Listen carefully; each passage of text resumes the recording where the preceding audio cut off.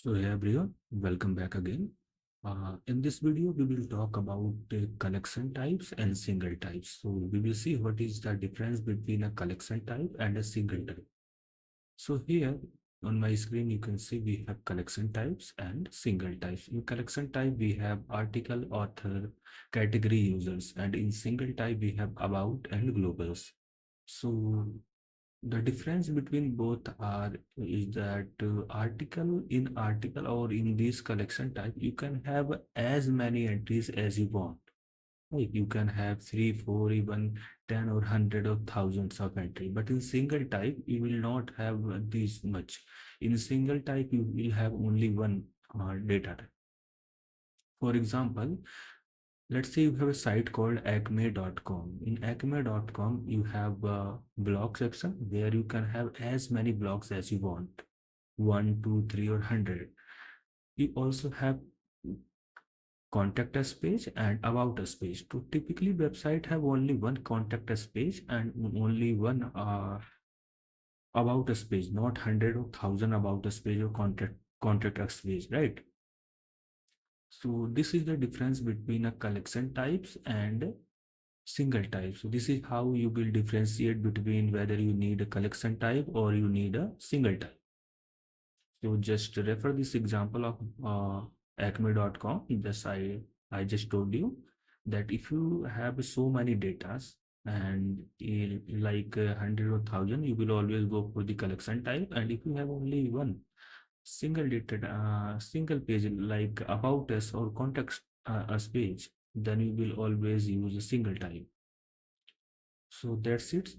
That's the difference between a collection type and single type. I hope I have cleared your doubt about single type and collection type. So in this video, we will see how to fetch data from one of these collection types. So for the easy, so I will pick this category, actually not category, author, because it will be easy for me to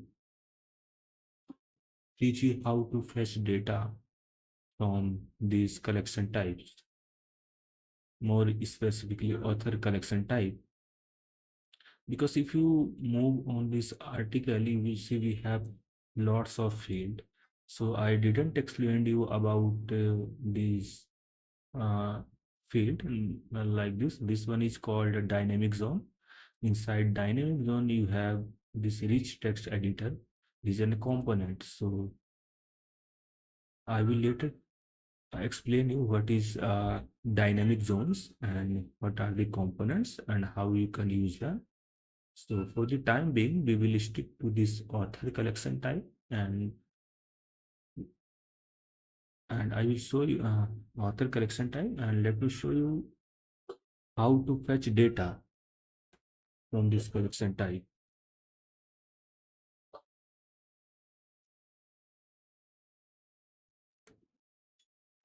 Okay, so I have opened the Postman here. So now let me copy the endpoints from the Strapi admin panel. I will go to the settings again under user permission plugin. I will click on the roles, authenticated, and search for the author. Here is the author, and just I will click this drop down and check on this find and find one and save it because we need to give permission before we can fetch the information from these collection types. Otherwise, we will get forbidden error even though if we provide our authorization token. Strapi doesn't care whether you are authorized or not. If you do not have proper permission, you will not get the data. So now you need to click on this cog icon and you see we have endpoint for this find. And if you click on this cog icon for find one, you will get the endpoint for this find one. And oh, I will just copy this, mhm, and paste it here. I will remove this API since I don't need this because I already have appended API in the base URL. You can see. So I just need the slash authors. So let me authenticate first. So if I click on send, I got the new JWT token and I don't need to manually pass this in every time I will send a request in authorization since we already have set up this uh, script. If you didn't watch that video, please go and watch that video in order to understand this, what we have written here, because that's very important. So now we will go to the authors and we will, so we will change this to get and click on the send. You can see we get all the authors since we have two authors only, so that's why we are getting only two result. Here you can see we have uh, two authors. Okay, but one thing you will notice here that we get ID, document ID, name, email, created and updated and published ad. Okay, but two things we didn't get. One is image and the second one is this relational field. So by default, what Strapi does is that Strapi only give you the top level field. It doesn't populate avatar images or relational field by default. Okay. So for that, to see these avatar images and relational field, you need to populate this. If you populate that, you need to add a question mark symbol here, and you have to write populate like this, and then you need to add an equal sign and then add the asterisk.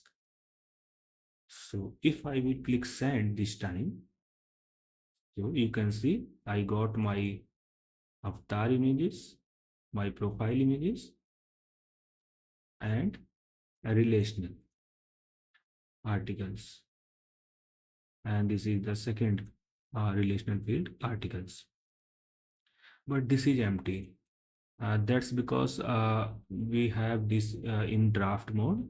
To get this in response correctly, we need to make it publish. So let's publish this.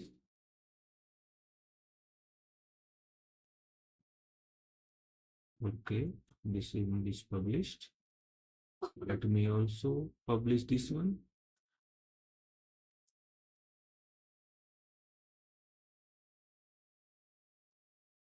Okay, so we publish two relational field inside David Dom, and this is our first record. Okay, so let me again click on send, and this time hopefully we will get yes. So we are getting this article. You can see article 1 and article 2. So here still we are not getting because that's now because of the same reason. So if we yes, these three articles are in draft mode. So if we publish them, like one,